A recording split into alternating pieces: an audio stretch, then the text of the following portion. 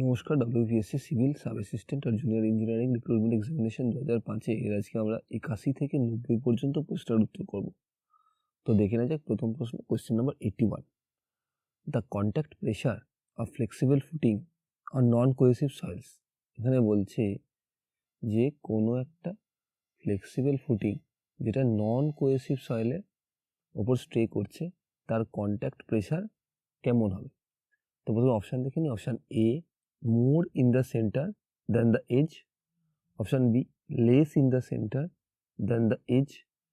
Option C, uniform through. Option D, none of the above. তো আমরা দেখি for flexible footing. Flexible footing এর ক্ষেত্রে কি হয়, কন্ট্যাক্ট প্রেশার ইউনিফর্ম হয়। কন্ট্যাক্ট প্রেশার ইউনিফর্ম হয়, সেটেলমেন্ট চেঞ্জ হয়।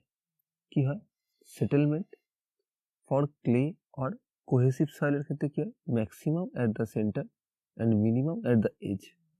এটা সেন্টারে ম্যাক্সিমাম হয় আর এজে মিনিমাম হয়।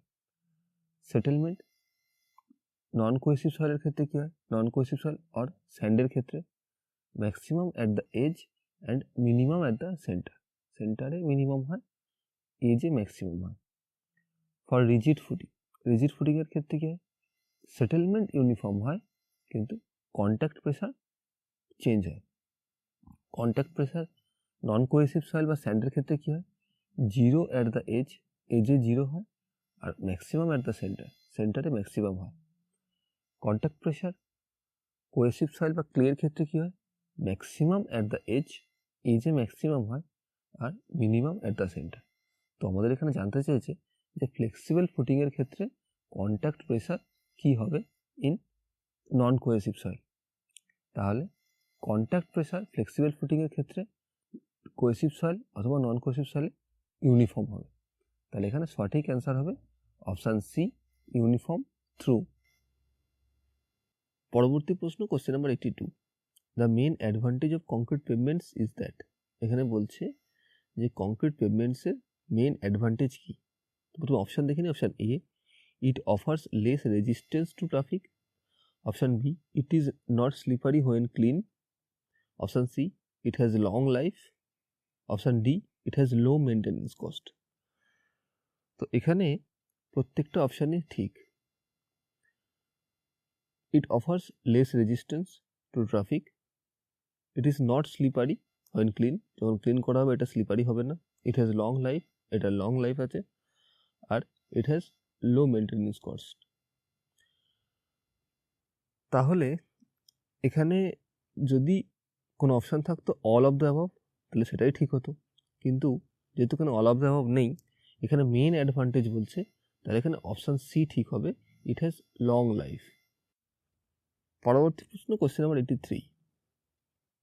In case of stairs, a series of steps without an intermediate platform is called. এখানে বলছে স্টেয়ার কেসের ক্ষেত্রে যে সিরিজ অফ স্টেপস থাকে কোনো ইন্টারমিডিয়েট প্ল্যাটফর্ম ছাড়া, সেটাকে কি বলা হয়। প্রথমে অপশান দেখে নিই। Option A, ascend. Option B, flight. Option C, rise. Option D, landing. দেখে না যাক, এটা একটা সিঁড়ির cross section, this is the landing, আর এই দুটো ল্যান্ডিংয়ের মাঝখানে যে সিরিজ অফ স্টেপস থাকে এটাকে বলা হয় ফ্লাইট। তাহলে এখানে সঠিক অ্যান্সার হলো অপশান বি, ফ্লাইট। পরবর্তী প্রশ্ন, question number 84। Hooke's law holds good up to. এখানে বলছে যে কোনো একটা মেটেরিয়ালের কোন লিমিট অবধি হুকস ল অ্যাপ্লিকেবল। তো প্রথমে অপশান দেখে নিই। Option A, yield point. Option B, plastic limit. Option C, elastic limit. Option D, breaking point. Hooke's law limit of proportionality of the applicable, limit of proportionality, proportionality।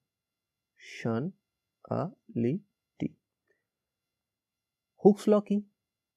Hooke's law হলো কোনো একটা মেটেরিয়ালের strain is proportional to stress, this is Hooke's law. Strain is proportional to stress, মানে যদি কোনো একটা মেটেরিয়ালের stress বাড়ে তাহলে তার স্ট্রেনও বাড়বে, আর যদি স্ট্রেস কমে তাহলে তার স্ট্রেনও কমবে। মানে ডিফর্মেশন, যদি স্ট্রেস বাড়ে তাহলে মেটেরিয়ালের ডিফর্মেশন হবে, স্ট্রেস জিরো হয়ে গেল, মেটেরিয়াল আগের অবস্থায় চলে আসবে, তার ডিফর্মেশন জিরো হয়ে যাবে। এটাই হলো হুকস ল। তো এটা অ্যাপ্লিকেবল কোন লিমিট অবধি? Limit of proportionality. এবার অনেক মেটেরিয়ালের ক্ষেত্রে কি হয়, proportionality limit is equal to elastic limit হয়, এলাস্টিক লিমিট। তাহলে আমরা এখানে বলতে পারি এখানে সঠিক অ্যান্সার হলো অপশান সি, এলাস্টিক লিমিট।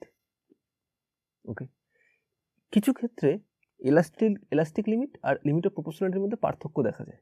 সেই পার্থক্যটা কি? এলাস্টিক লিমিট হলো সেই লিমিট যার বাইরে কোনো একটা মেটেরিয়ালের পার্মানেন্ট ডিফর্মেশন দেখা যায়, আর লিমিট অফ প্রপোর্শনালিটি হলো সেই লিমিট যে লিমিটে stress is proportional to strain হয়। এটাই হলো এলাস্টিক লিমিট আর লিমিট অফ প্রপোর্শনালিটির মধ্যে বেসিক ডিফারেন্স। পরবর্তী প্রশ্ন, question number 85। A RCC column may be considered long for design purpose to give reduction in the load capacity if the ratio of effective height to least lateral dimension is। এখানে বলছে একটা RCC কলমকে long কলম বলা হবে যখন তার effective height অথবা effective length divide by least lateral dimension কত হবে। তো প্রথমে অপশান দেখে নিই। Option A more than 15, option B more than 12, option C less than 12, option D less than 20। তো আমরা জানি যে কোনো একটা কলমকে, কোনো একটা আরসিসি কলমকে লং কলম বলা হবে যখন তার ইফেক্টিভ হাইট অথবা effective length divide by least lateral dimension greater than 12 হবে, তখন এটাকে লং কলম বলা হবে। আর যদি effective length divide by least lateral dimension is less equal to 12 হয়, তখন তাকে শর্ট কলম বলা হবে। তাহলে এখানে সঠিক অ্যান্সার হবে অপশান বি, মোর দ্যান 12। আর যদি এখানে লং কলমের পরিবর্তে শর্ট কলম বলা থাকতো তাহলে অপশান সি ঠিক হতো। পরবর্তী প্রশ্ন, question number 86। To find the true difference of level between 2 points the leveling instrument should be kept. এখানে বলছে যে দুটো পয়েন্ট আছে, এই পয়েন্টের লেভেল ডিফারেন্স খোঁজার জন্যে লেভেল ইনস্ট্রুমেন্টকে কোথায় রাখা দরকার।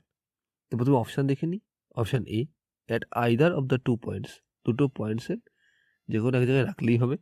Option B at any point on the line joining the 2 points, এই দুটো পয়েন্টকে যে লাইন জয়েন করছে সেই লাইনের যে কোনো পয়েন্টে রাখলেই হবে। Option C exactly midway between the 2 points, একদম মিড পয়েন্টে রাখতে হবে। Option D any of the above. যদি এই দুটো পয়েন্টের ট্রু ডিফারেন্স খুঁজতে হয় তাহলে লেভেলিং ইনস্ট্রুমেন্টকে একদম মিডওয়ে বিটুইন দ্য 2 পয়েন্টস এই জায়গায় স্টে করাতে হবে, তবেই এই দুটো পয়েন্টের ট্রু ডিফারেন্স খুঁজে পাওয়া যাবে। আচ্ছা, এটা কেন একদম মিড পয়েন্টেই কেন রাখতে হবে? লেভেলিং ইনস্ট্রুমেন্টকে যদি মিড পয়েন্টে রাখা যায় তাহলে আর্থ কার্ভেচার আর আর্থ রিফ্লেকশনের ফলে যে এরর আসার কথা সেটা এলিমিনেট হয়ে যায়। তাহলে এখানে সঠিক অ্যান্সার হবে option C, exactly midway between the 2 points. পরবর্তী প্রশ্ন, question number 87। A benchmark is, এখানে বলছে বেঞ্চমার্ক কি। তো প্রথমে অপশান দেখিনি। Option A point where the staff is held. Option B a point where the instrument is set up. Option C a fixed reference point of known elevation. Option D any arbitrary assumed level surface. Benchmark হলো একটা জানা reference point, সেটা পার্মানেন্টও হতে পারে অথবা temporary হতে পারে, যেখান থেকে আমরা কোনো লেভেল নিয়ে সেই লেভেলটাকে অন্য জায়গায় ট্রান্সফার করতে পারি। এটা একটা নোন পয়েন্ট। তাহলে এখানে সঠিক অ্যান্সার হবে option C, a fixed reference point of known elevation. পরবর্তী প্রশ্ন, question number 88। In a launching apron the required quantity of stone or boulder in final position is initially laid in the horizontal length of। এখানে বলছে যে কোনো একটা launching অ্যাপ্রনের ক্ষেত্রে stone বা বোল্ডারকে কতটা হরিজন্টাল লেন্থ অবধি বেছানো হয়ে থাকে। তো প্রথমে অপশান দেখে নিই। Option A 0.5 to 1 times the design depth of scour below the HFL। Option B 1.5 to 2.5 times the design depth of scour below the floor level। Option C 3 to 4 times the depth of the downstream seat pile। Option D 0.5 to 1 times the normal depth of scour as evaluated by Lacey's formula। তো দেখে নেওয়া যাক এখানে launching apron কোনটা, এই লেন্থটাকে launching apron বলা হয়। যে হরিজন্টাল লেন্থ বা horizontal pitching, this is called launching apron.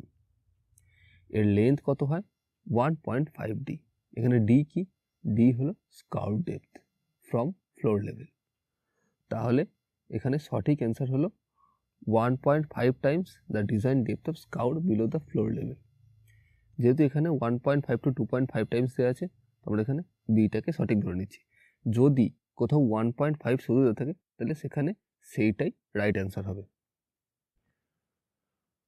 পরবর্তী প্রশ্ন, question number 89। If S is the speed of vehicle and R is the radius of curves, the equilibrium super elevation required to counteract centrifugal force is given by. এখানে বলছে যে কোনো একটা vehicle এর speed হচ্ছে S আর radius of curves কত R. তাহলে কোনো একটা সেন্ট্রিফিউগাল ফোর্সকে কাউন্টারঅ্যাক্ট করার জন্যে যে ইকুইলিব্রিয়াম সুপার এলিভেশনের দরকার হবে তার মান কত হবে। তো প্রথমে অপশান দেখে নিই। Option A S square by 81 R. Option B S square by G R. Option C S square by 2 G R. Option D S square by 16 G R. আমরা জানি যে super elevation E plus friction F is equal to V square by G R. এখানে V কি, এখানে V হলো speed of vehicle আর R হলো radius of curves. এখন যদি এ ফিজিক্যাল টু 0 হয়ে যায় তাহলে equilibrium equation E equal to কী হবে V square by G R. তাহলে এখানে সঠিক অ্যান্সার হলো option B S square by G R, যেহেতু এখানে স্পিড এস দেওয়া রয়েছে। পরবর্তী প্রশ্ন, আজকে শেষ প্রশ্ন, question number 90। The densification of soil by machines is called. এখানে বলছে মেশিনের দ্বারা সয়েলকে যে ডেন্সিফিকেশন করা হয় তাকে কি বলা হয় বা সেই পদ্ধতিকে কি বলা হয়। প্রথমে অপশান দেখে নিই। Option A consolidation, option B compression, option C soil stabilization, option D compaction. সয়েলকে দুটো পদ্ধতিতে ডেন্সিফিকেশন করা হয়, এক হচ্ছে কম্প্যাকশন, দুই হচ্ছে কনসলিডেশন। কম্প্যাকশনে কি করা হয়, বাই মেশিন সয়েলকে ডেন্সিফাই করা হয় এবং সয়েলের মধ্যে যে ভয়েড আছে সেই ভয়েড থেকে এয়ারকে বার করা হয় এবং সয়েলকে ডেন্সিফাই করা হয়। তাহলে এখানে সঠিক অ্যান্সার হলো অপশান ডি কম্প্যাকশন। আর কনসলিডেশনে কি করা হয়, একটা স্টেডি লোড দেওয়া হয়, এর ফলে কি হয় সয়েলের মধ্যে যে ভয়েড আছে সেই ভয়েডের মধ্যে যে ওয়াটার আছে সেই ওয়াটার বাইরে বেরিয়ে যায় এবং সয়েল ডেন্সিফাই হয়। তাহলে আজকে এই পর্যন্তই। Thank you for watching.